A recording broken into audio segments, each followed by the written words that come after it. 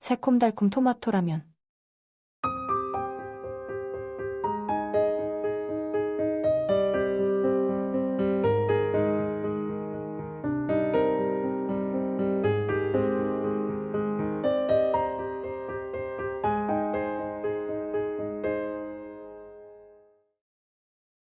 일장 7공주와 어린 왕자.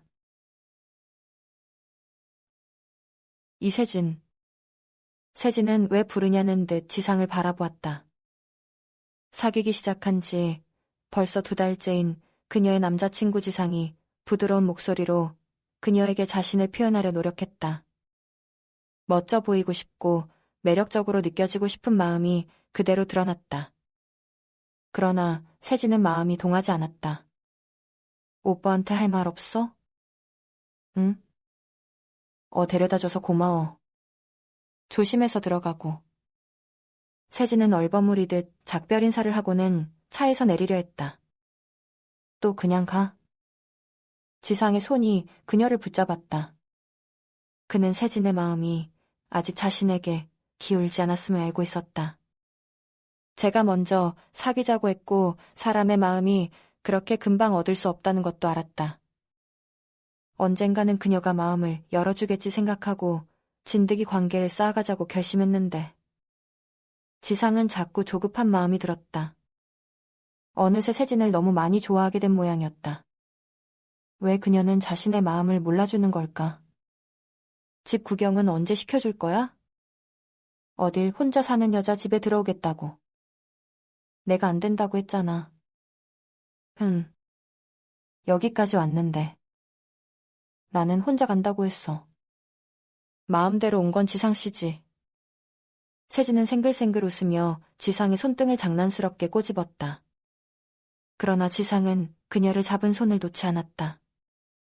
이대로 예의 바른 관계로 끝나고 싶지 않은 날이었다.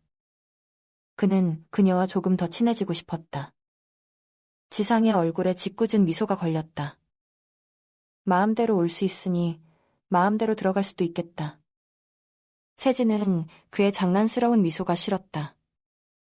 어린아이의 순수한 장난기가 아니라 탐욕과 이기심이 서린 것처럼 느껴졌다. 가끔은 그의 장난이 마음을 서늘하게 얼어붙게 했다. 그러나 세진은 내색하지 않았다. 두 사람은 사귄 지 얼마 안 된 연인이었고 지상의 고백으로 시작된 관계였지만 둘 다 바쁘다 보니 몇 번 만나지 못했다. 세진은 그가 아직 서먹서먹했지만 지상은 애정이 가득 묻어나는 눈으로 세진을 바라보았다. 피곤해. 사람과 사람 사이에는 지켜야 할 예의가 있다. 세진은 사귀기로 한 만큼 그를 남자친구로 잘 대해 주려 노력했다. 하지만 딱 그 정도였다. 외모도 준수한 편이고 성격도 나쁘지 않은 데다 경제력도 있는 괜찮은 사람. 지상은 세진에게 그저 괜찮은 사람일 뿐이었다. 또? 다정은 별로 놀랍지 않다는 듯 심드렁하게 물었다. 이세진이 남자를 만나고 별일 없이 헤어졌음에도 불구하고 뒤에 문제가 생기는 것은 하루 이틀 일이 아니었다. 다정은 고개를 절레절레 저었다. 너는 그냥 그렇게 태어난 거야. 이렇게 되었으니 또 이사나 해. 이제는 10년지기가 된 다정이기에 안타까움과 포기를 담아 이런 식으로 말할 수 있었다. 잘 모르는 사람이었다면 세진을 탓하는 말이 되기에 조심스러워질 것이다. 세진은 어려서부터 인기가 많았다.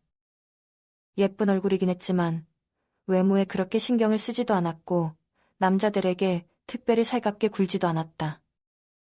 그런데 그런 세진에게는 늘 남자가 꼬였다. 더군다나 세진은 원치 않는 일이었다. 세진 스스로도 왜 그런지 알 수 없었지만 그녀를 오래 보아온 다정이 내놓은 이유는 그냥이었다. 이세진은 그냥 그런 거다. 원래 그런 거다. 세진은 다정의 말이 오히려 마음에 들었다. 뭘 어떻게 해야 할지 고민할 필요가 없으니까. 다정은 그냥 그런 거라고 말하면서도 세진이 남자를 끄는 이유를 조금은 알 것 같았다. 오목조목한 이목구비와 너무 크지도 작지도 않은 체구, 순하면서 어딘가 나른해 보이는 분위기. 다정은 세진을 찬찬히 뜯어보았다. 남자를 끄는 포인트가 어디에 있는 걸까 생각을 하며 아이스 아메리카노를 쪽 빨았다. 다정은 세진의 인기를 부러워하지 않았다. 이해 가는 범위 내에서 적당히 자신을 좋아해주는 남자친구가 오히려 편한 거 아닐까. 세진을 통해 알게 된 건 그것뿐이 아니다. 자취를 하는 게 생각보다 쉬운 일이 아니라는 것도 배웠다. 특히 헤어진 남자친구가 집 근처를 배회할 때는 더더욱. 와, 진짜. 보통은 안 이런 거 맞는 거지? 응. 이러니 어쩌다 한두 번 겪을 수는 있지. 누구나. 근데 너처럼 줄기차게 그러는 경우는 못 봄. 다정은 그렇게 말하면서 언젠가 비슷한 대화를 했던 것 같다는 생각을 했다. 자주 일어나는 일이니 똑같은 대화를 했을 수도 있는 일이다. 다정은 서울에서 평생을 살았다. 어학연수를 갔던 때를 제외하고는 계속 부모님과 함께 살았다. 강원도에서 나서 자라고 서울에서 대학을 다니며 타향살이를 시작한 세진과는 전혀 다른 환경에서 20대를 보냈다.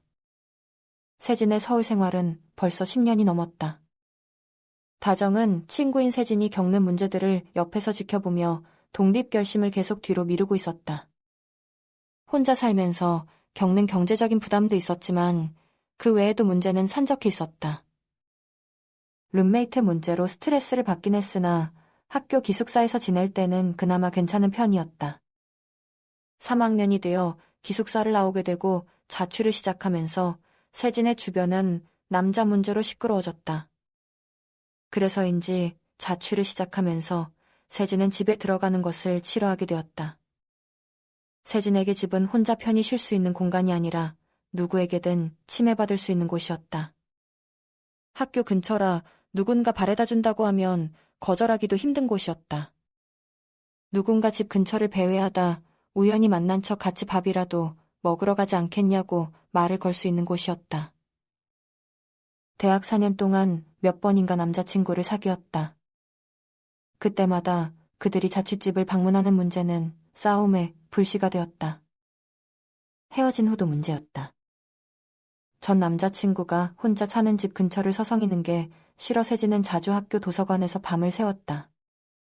대학에서 운영하는 넓고 밝은 종일 개방 도서관은 아늑하고 안전한 느낌을 주었다.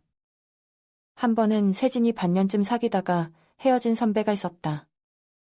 그녀의 인생에서 가장 오래 사귀었던 사람이었다. 밤늦게 혼자 집에 돌아가던 세진은 집에서 멀리 떨어진 곳까지 들리는 그녀의 이름을 들을 수 있었다. 헤어졌던 선배가 술에 취해 문 앞에서 그녀의 이름을 큰 소리로 부르며 계속 문을 두드려대고 있었다. 세진은 어떻게 왔는지도 모르는 정신으로 학교로 돌아왔었다. 누군가 어떻게 알았는지 세진에게 그가 지금 집 앞에 있음을 알려주었지만 그녀는 그 일로 동네에 이름을 널리 알렸을 뿐이었다. 아마 세진이 오래 사람을 사귀지 않는 것에는 그때의 일도 영향을 주었을 것이다. 게다가 오래 사귈수록 헤어지기 힘들었던 경험들까지 더해 세진은 점점 빠른 이별을 택했다. 게다가 세진이 좋아했던 유일한 사람일지도 모를 남자는 세진과 사귀기 시작할 때부터 이미 양다리였다. 어쩌면 엮여도 꼭 그렇게 엮이는지. 너 그런 거 아는 사람은 다 알지. 세진이 공부해야 한다는 핑계로 도서관에서 밤을 새우는데 다른 이유가 있다는 것도 다음날 아침 부스스한 몰골로 수업에 들어오는 것에 개의치 않는 성격이란 것도 아는 사람은 안다. 집에 들어가기 싫어하는 것은 졸업 후에도 여전했다. 세진은 직장 생활을 시작하고 나서는 야근에 몰두했다. 적어도 능력은 잘 쌓았으니 도망치는 데는 성공한 셈이었다. 그래봐야 학자금을 갚고 월세 보증금 정도를 모으고 작은 적금 통장을 만든 정도에 불과한 성공이었지만 적어도 저축을 하면서 좋아하는 일을 할 정도는 되었다. 너 아는 언니랑 같이 사는 거로 되어 있는 거 아니었어? 그건 작년에 만났던 사람.